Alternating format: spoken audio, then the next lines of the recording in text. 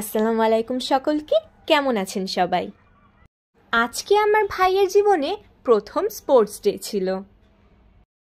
Sports ডের আনন্দে মেতেছিল সারা school. ছিল বাচ্চাদের সাংস্কৃতিক আয়োজন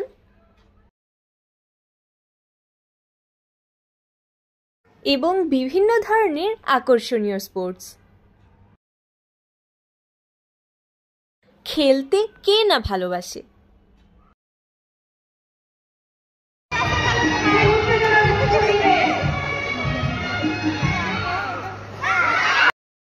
অবশেষে সময় হয়ে এলো আমার ভাইয়ের খেলার। দুষ্টুমি করতে গিয়ে তার দৌড় দিতেই দেরি হয়ে গেল।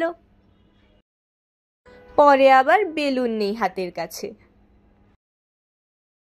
কিন্তু তারপরেও ভাগ্যক্রমে পেয়ে গেল পুরস্কার।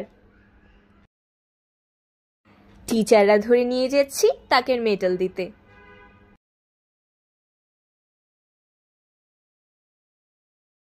না না, ফার্স্ট হয়নি, থার্ড হয়েছে।